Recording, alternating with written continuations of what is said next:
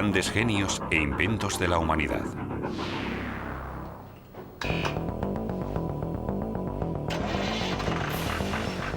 La fuerza de la atracción, un fenómeno que el hombre ha conseguido aprovechar de muchas maneras.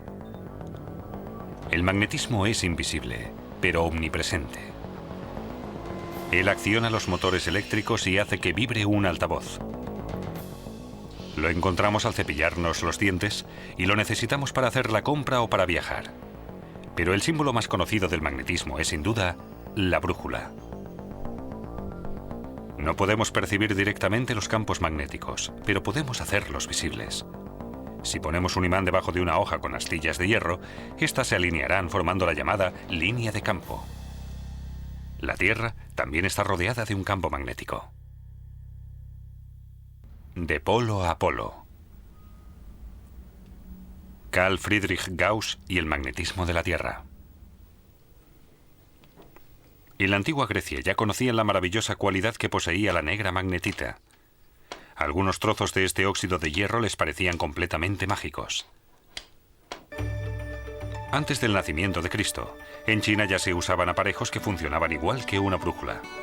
El chino Chu Yus ya describió en 1117 una brújula para orientarse. Constaba de un trocito de caña que contenía una aguja magnética que flotaba en una palangana de agua. El aparejo iba destinado al uso de los marineros, pero si había fuerte oleaje, podía fallar.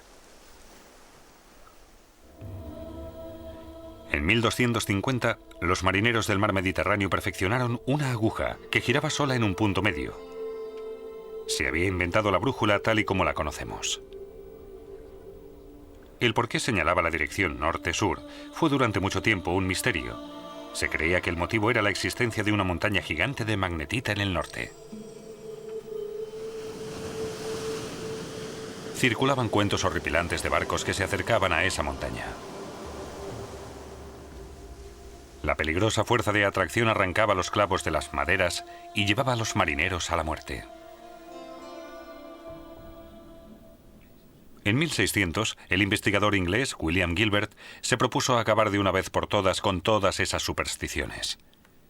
Y afirmó que ni el ajo acabaría con el magnetismo, ni los diamantes lo reforzarían. En su tratado De Magnete, Gilbert describe sus experimentos. Utilizó un trozo de magnetita para simular el comportamiento de la aguja magnética con respecto a la Tierra. Y en su intento, consiguió observar lo que después se acuñaría como inclinación.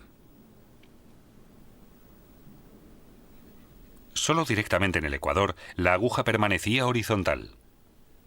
Y cuanto más se acercaba a los polos, más se inclinaba hasta quedar completamente vertical sobre ellos. En ello basó el investigador su hipótesis de que la Tierra era un imán muy potente. Poco después de que la brújula se estableciera como instrumento de navegación, se supo que la aguja desde cualquier lugar de la Tierra siempre apunta al polo norte. Este fenómeno recibirá el nombre de declinación magnética. Así, en el siglo XVIII, el campo magnético de la Tierra llamó la atención de los investigadores. Mucho de lo que sabemos hoy se lo debemos al físico y matemático Carl Friedrich Gauss.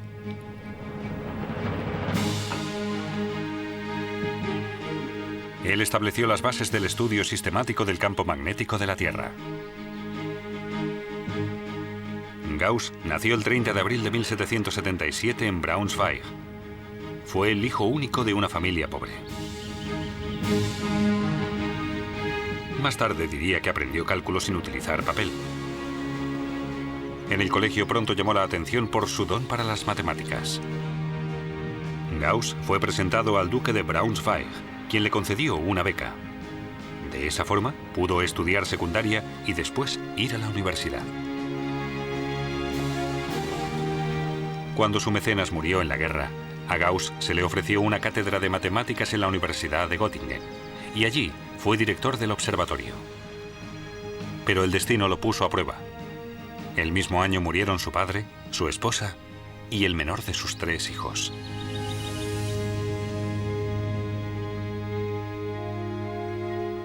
Gauss se centró plenamente en sus investigaciones. Su interés por las matemáticas se traslada ahora a la astronomía.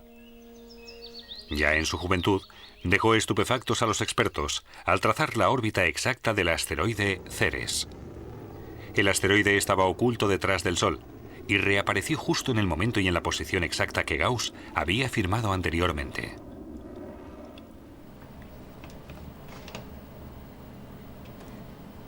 El heliotropo, un aparato que inventó Gauss en 1916 cuando se le encargó el estudio geodésico del reino de Hannover. Esta labor le supuso 25 años de trabajo y le llevó a realizar muchos descubrimientos importantes. Los aparatos convencionales de topografía eran demasiado inexactos para el perfeccionista Gauss. Al igual que su invento, utilizaban la luz solar para determinar la posición de los puntos de referencia en el terreno. Pero el heliotropo podía reflejar los haces de luz a una distancia notablemente mayor.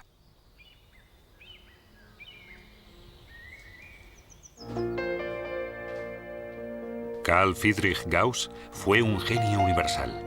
No hubo casi ningún campo de las ciencias naturales que no captara su interés. En el ámbito de las matemáticas calculó la curva de la distribución normal que lleva su nombre. No es una representación abstracta, sino una regla que se puede observar a menudo en la naturaleza. Por ejemplo, en el tamaño de las patatas. Hay muy pocas pequeñas que se salgan de la media y muy pocas mucho más grandes que el resto.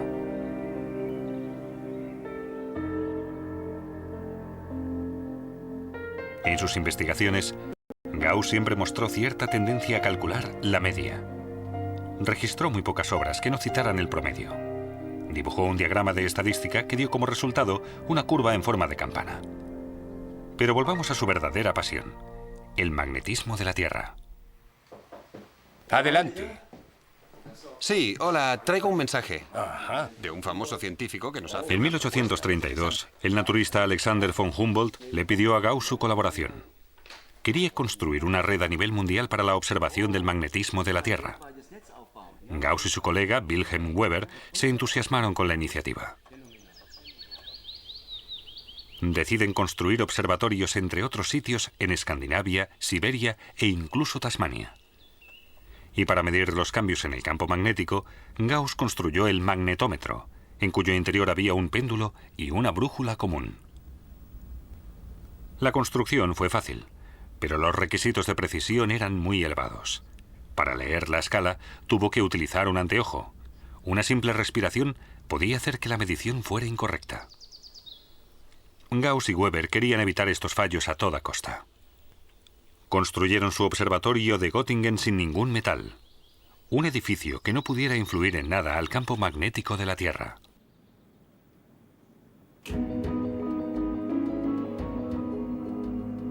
Allí investigaron los dos, a veces hasta el agotamiento, valorando mediciones de 24 y 36 horas en 5 minutos. Contrastando los datos con los de los observatorios internacionales, se pudieron hacer una idea general del campo magnético de la Tierra en su conjunto.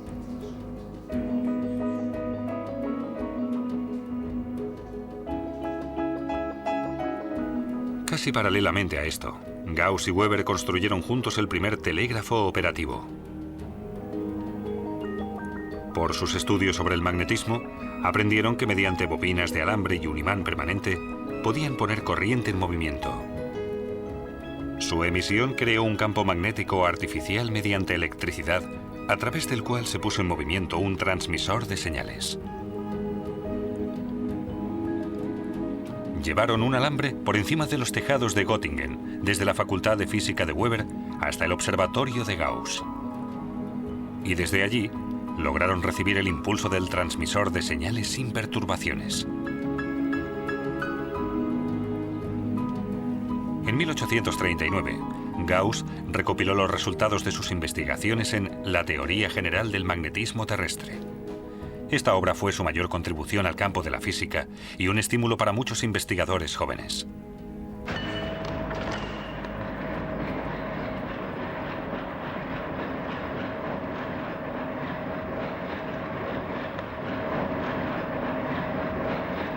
El director del observatorio de la Universidad de Múnich, Johann von Lamont, se interesó 10 años después por las fluctuaciones del campo magnético terrestre.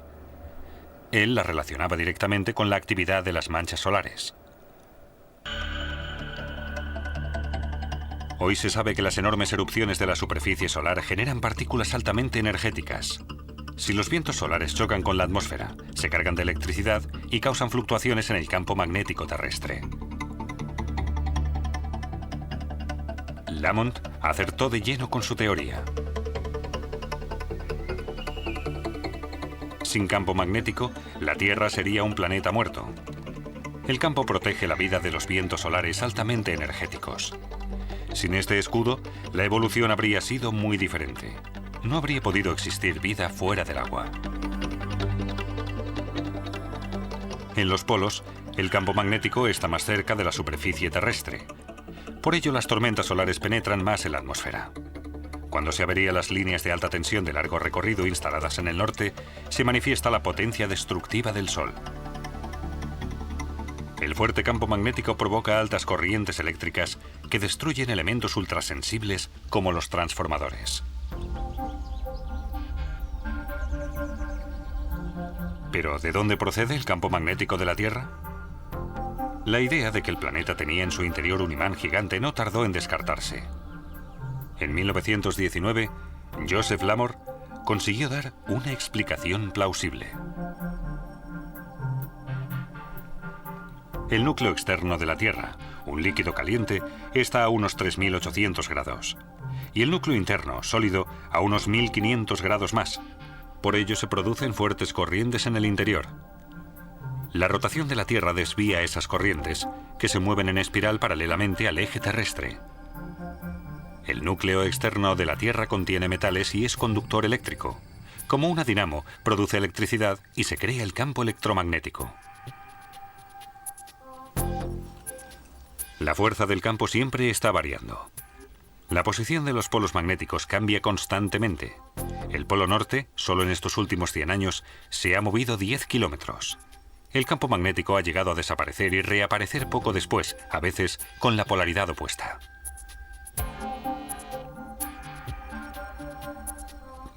La historia del campo magnético de la Tierra está escrita en las piedras volcánicas. Los geólogos lo consideran como leer las líneas del pasado. Y se puede decir con certeza que el primer cambio de polaridad se produjo hace unos 750.000 años. Por término medio, estos procesos suelen darse cada 500.000 años, por lo que el siguiente cambio de polaridad se estaría retrasando. El campo magnético se empezó a debilitar hace unos 2.000 años. Los geofísicos se están esforzando por conseguir calcular los movimientos de las rocas líquidas. Pero es imposible hacer pronósticos. Si el campo magnético que nos protege desapareciera más tiempo, el efecto sería devastador. El Sol, que hizo posible la vida, la haría desaparecer despiadadamente. El material genético tendría una reacción extrema a los vientos solares, y la consecuencia serían los defectos genéticos. Numerosas especies se extinguirían bruscamente, ya que los pájaros, los peces o las tortugas usan el campo magnético para guiarse. Estarían completamente desorientados en sus migraciones. Desde el punto de vista técnico también es importante un campo magnético estable. La mayoría de los fallos de los satélites se deben a turbulencias electromagnéticas.